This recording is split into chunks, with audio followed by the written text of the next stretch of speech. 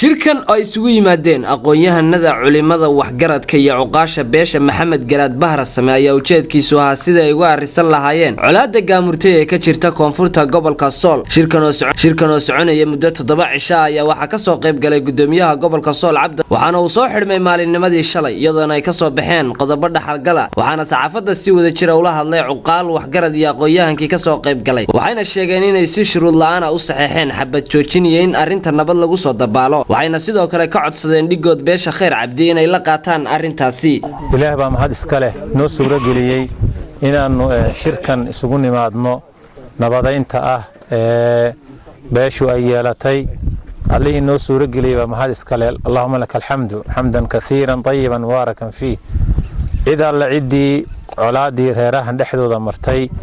كشقيسي أو نبض كشقيسي تذكي طلقها جود iyo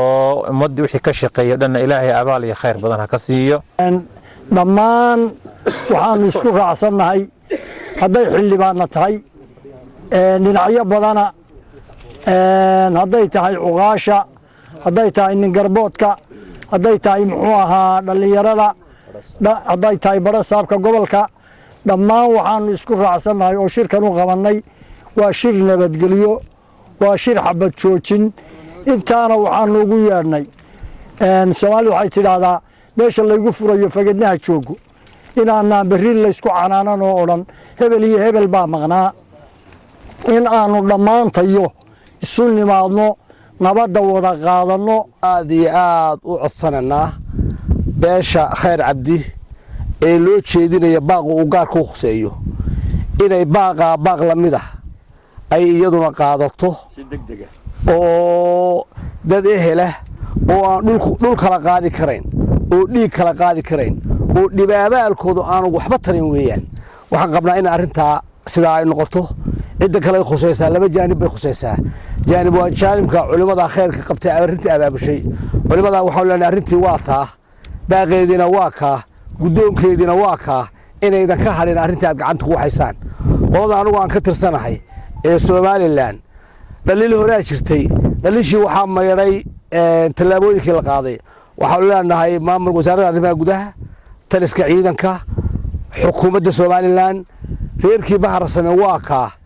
maanta khaatubana ma dhex joogto huba ay haystaan ma jirto qoladii khaatubada aad ku dhaliili jirteen weydinka soo heshiiyay waxay la tahay daliil dambe ma jirto haddaanu nahay beesha Maxamed Garaad markii aanu aragnay hawshu meelaha maris iyo dhibka taagan waanu shiray kala bayr baanu ku shiray oo degmada Sool kamida waxaanu qaadanay nabad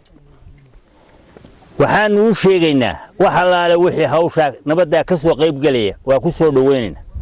waxaanu u sheegaynaa walaalaha iyaga Khayr Cabdi iyo wiilasha labada qole ee dhufayska ama kuwa Bahra Same ama kuwa Khayr Cabdi ee dhufays ku jira intaba waxaanu ka codsanaynaa inay inta nabadda aanu ka mid dhalayna aanu qaadanay inay xabadda joojiyaan gabagabadiina gudoomiyaha gobolka Sool Cabdi Khayr Dir oo kulankaasi soo afmeeray ayaa sheegay inuu ku faraxsan yahay in xal loo helo colaadda soo jiitamaysay muddo ka badan 10 sano ee ka jirta koonfurta gobolka Sool waxaanu intaasi ku daray inay soo dhaweynayaan maamul ahaan in arrintaasi lagu dhameeyo wada xaajood waxay muddo u fadhiyaan hadda 4 casha inay ka arrinsadaan colaaddii raagtay 12 jirsatay ee ka dhaxaysay iyaga walaalahood beesha Khayr Cabdi markay muddo fadhiyeen oo ay faaleeyeen oo falanqeeyeen oo ay adduun iyo aakhiro eegeen waxay go'aan ku gaareen inay nabad qaataan halkan waxaan fariin u marinayaa cid kasta oo nabadda ka hor timi ama ka hor timaada inta laaba sharciga laga qaadi doono inta laabada sharciga laga qaadi doono ay tahay mid ay ku midaysan yihiin beesha iyo xukuumaduba waxaan kaloo halkan baaq u marinayaa xukuumaddan wakiilka ka ahay waxaanu ka codsananaa oo ku booriyeynaa nabadda la qaatay in ay ka shaqeyso sidii markii hore ballan qaaday ay ka midho dhaliso ay juhdi geliso ay noqoto nabaddaasi tii ma taqaanay hana qaada Samiir Saciid Bilafoganar gaxorta ee bulsh laascanad